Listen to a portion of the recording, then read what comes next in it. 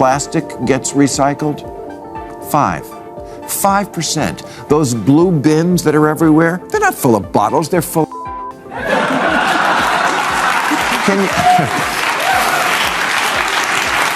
Can you blame us for being a little cynical when you find out that all that plastic that we've been painstakingly separating out for the last 20 years all goes to the same place anyway? So yes, it's fun to laugh at powerful people. That's how I can afford to fly private.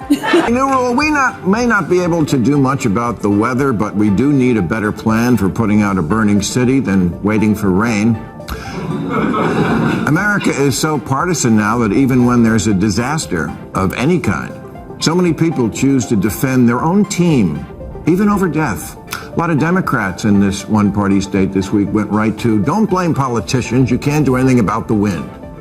Which is exactly half true. The wind part. Yes, fire is a tough fight out here, and yes, global warming absolutely makes it worse. But that's largely out of our control. What are we going to do? Pass a ballot measure to make sure Chinese stop burning coal? We've held countless conferences, passed stacks of legislation, and delivered enough speeches about saving the planet to fill a library. And yet, somehow, the situation keeps deteriorating. The oceans are suffocating, the air is growing dirtier, and despite all the slick awareness campaigns, meaningful progress feels like a mirage. The whole effort lacks consistency, and now Bill Maher has jumped in, calling out the hypocrisy, the empty promises, and the political theater propping it all up. Buckle up, things are about to get fiery.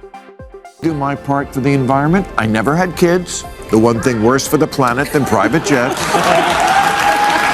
It's true, because then they have kids. I had the first generation Prius in 2001. It looked like a Tylenol gel cap. I was always handing my keys to valets who were driving a better car than me. I had the first Tesla in 2010, and honestly, both these cars sucked. The Tesla came up to about here on me. If I had a hard-on, I couldn't fit in this thing. Maher is fuming, and this time, it's personal. He's pouring his energy, time, and money into doing his part for the planet. But the people who make the rules often seem detached from the real consequences. While he's installing energy-efficient tech, driving eco-friendly cars, and shrinking his carbon footprint, many leaders talk endlessly about climate responsibility while their actions tell a different story. The hypocrisy is staggering. Maher's frustration isn't just about the environment, it's about the double standards. Ordinary citizens are constantly urged to do their part, yet those in power treat climate pledges like PR stunts. To him, it's proof that the problem isn't a lack of awareness, it's a lack of honesty. And he's not holding back, calling out the political elite for turning environmentalism into a performance rather than a purpose. Okay, I'll take one for the team. Because I have a platform, so I'll do the right thing, and then everybody will follow, people will... Nobody followed. In 2021, 80% of new vehicles weren't electric, weren't even hybrid. They weren't even cars. They were SUVs and trucks. That's what people want. In 1973, the share of global electricity generated by coal was 38%. You know what it was 46 years later in 2019 after all the talk and all the trying? This is what happens when leaders prioritize optics over solutions. Too many seem more focused on symbolic gestures than on meaningful results. Every speech, every policy rollout, every emotional plea to save the planet feels like a scripted performance designed to win applause, not drive change. They lecture ordinary people about gas cars and plastic straws, then board private jets to attend climate summits across the globe.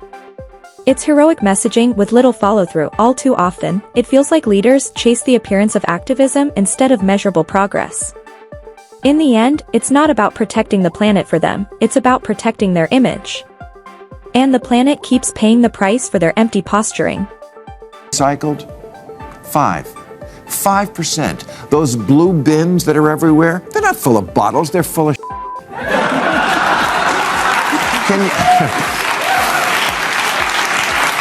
Can you blame us for being a little cynical when you find out that all that plastic that we've been painstakingly separating out for the last 20 years all goes to the same place anyway. So yes, it's fun to laugh at powerful people. That's how I can. Ma takes a sharp jab at the absurdity of modern recycling, especially our obsession with sorting plastics as if it's single-handedly saving the planet. He highlights an uncomfortable truth. Most of those carefully separated plastics still end up in the same landfills as regular trash. So what's the point of all the sorting, labeling, and moral posturing? According to Ma, it's all part of a grand performance, a feel-good illusion crafted by leaders who want to appear environmentally responsible without actually solving the problem. It's environmental theater at its finest. We've been sold the idea that tossing a bottle into the blue bin is changing the world, when in reality, it's barely making a dent. Ma argues that we're recycling narratives more than solutions, and that leadership plays a major role in keeping that cycle going. To get serious, really, more nuclear, moving way more money into research and development, I don't know, but something serious, because the real technological problem is the way people are wired. I know it's easier just to blame Taylor Swift's plane, but honestly, do you want to be stuck on Southwest with a... Sure, there will always be more research, there always is. But what good does it actually do? Each new study can feel less like progress and more like paperwork. Billions flow into research, yet real-world solutions still seem slow to materialize. Meanwhile, many of the same institutions behind these major studies send mixed signals through their own choices and lifestyles. It becomes a cycle of hypocrisy dressed up as progress, endless data, endless conferences, endless talking, yet meaningful action remains elusive. Maher's point cuts deep. If research doesn't lead to accountability, then it's just another way for the powerful to look busy while accomplishing nothing. We're no longer researching solutions, we're researching excuses. And the planet is running out of time. To do much about the weather, but we do need a better plan for putting out a burning city than waiting for rain. America is so partisan now that even when there's a disaster of any kind, so many people choose to defend their own team, even over death. A lot of Democrats in this one-party state this week went right to, don't blame politicians, you can't do anything about the wind. Which is exactly half true. The wind part. Yes, fire is a tough fight out here, and yes, global warming absolutely makes it worse. But that's largely out of our control. What are we going to do, pass a ballot measure to make sure Chinese stop burning coal? I'm fully with Ma on this one. We can't control nature, but we can certainly stop making things worse. Take the California wildfires, for example, they've become almost an annual catastrophe. And yet, many of them could have been prevented or at least better contained.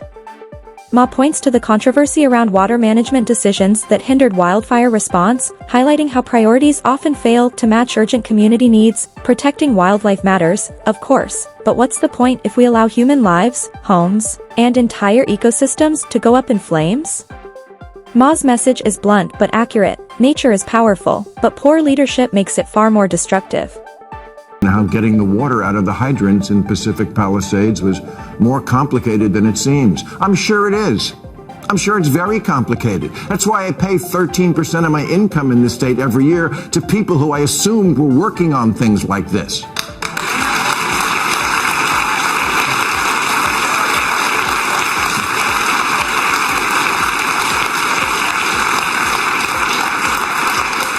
When asked why so many of the hydrants in the Palisades ran out of water, Governor Newsom said the local folks are trying to figure that out. Yeah, you got to do that before the fire.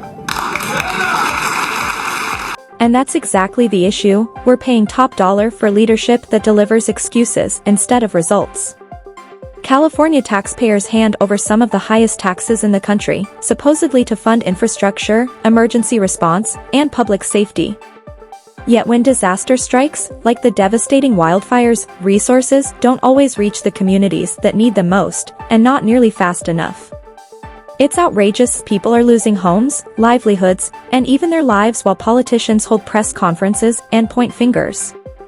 Despite enormous budgets, essential services can still feel underfunded, underserved, or buried under layers of bureaucracy. Maher's frustration mirrors the frustration of millions. How can one of the wealthiest states in America be so catastrophically unprepared when it matters most? It's incompetence dressed up as governance, and voters are the ones paying the price. At least in the Palisades, the hydrants were still there. 300 other ones around the city are just gone, stolen for parts. One of the 3 reservoirs for the Palisades was offline at the one time of year when it was most needed. LA's Mayor Karen Bass, the Nero of American politics, was fiddling in Ghana while the city burned and later placed the blame on 8 months of negligible rain and winds that have not been seen in LA in at least 14 years. Yeah, that's not that long a time. Maybe look in the history books to see how our ancestors handled it back in 2011. It's not as if California's politicians didn't know wildfires were coming. At this point, they're practically a seasonal event. High winds or not, fires have always been part of California's reality. The issue isn't ignorance, it's negligence. Leaders have had years, even decades, to prepare, to strengthen infrastructure, clear dry brush, and ensure water systems are ready for emergency response, but instead of taking decisive action, they hold press conferences, make lofty promises, and congratulate themselves on preparedness. Then, when the next fire inevitably hits, they're caught off guard all over again, scrambling to contain a crisis they should have anticipated. It's a predictable cycle of talk without follow-through. Californians don't need more speeches or task forces, they need competence. Maher's criticism resonates because he's saying what everyone can see, leadership that talks tough but consistently struggles to deliver when it truly matters. To the fire department's budget, there were no reductions that were made that would have impacted the situation. The fire chief here had a slightly different take. She said, "We are screaming to be properly funded." And yes, the budget was cut, and it did impact our ability to provide service. And by the looks of all the fire engines in the boneyard out of service because we didn't fix them, she's right.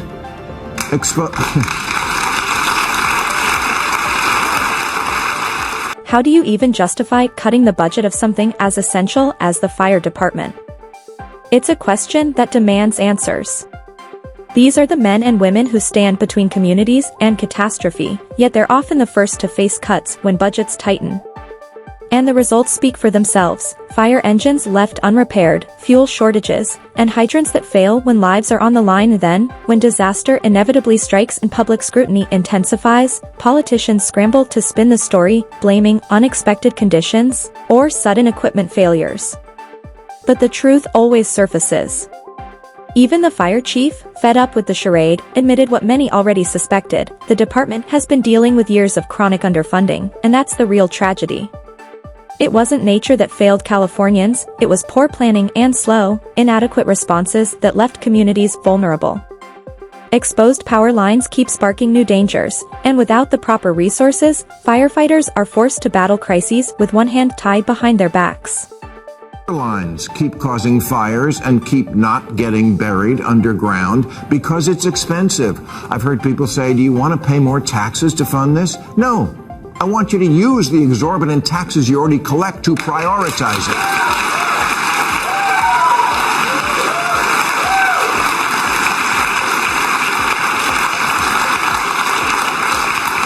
The power lines that cut through Topanga weren't upgraded because it endangered an herb, the milk vetch, which sounds like something they serve at Passover. And that, right there, is the root of the problem: pandering to a select few at the expense of everyone else. There's ongoing debate about how environmental protection intersects with public safety. Instead of securing or burying exposed electrical wires, known to spark wildfires, leaders prioritized protecting plant habitats. The result: entire neighborhoods reduced to ashes, families displaced, and billions in property damage. Critics argue these decisions were driven more by competing priorities than by concern for human consequences. It's a perfect example of misplaced priorities disguised as morality. Protecting nature is noble. But when that protection comes at the cost of human safety, something is deeply wrong. Maher's frustration echoes what many feel: California's challenges are often worsened by complex and controversial policy choices. His message is brutally clear: solutions exist, but progress stalls when leadership and execution are out of sync. Politicians preach climate virtue while flying private, cut fire budgets while raising taxes, and prioritize politics over people. It's hypocrisy wrapped in good intentions. Until leaders start leading instead of performing, communities will keep burning, not just from wildfires, but from failed leadership, and that brings us to the end of today's video. If you enjoyed it, hit the like button and subscribe for more content like this. Thanks for watching, and I'll see you in the next one.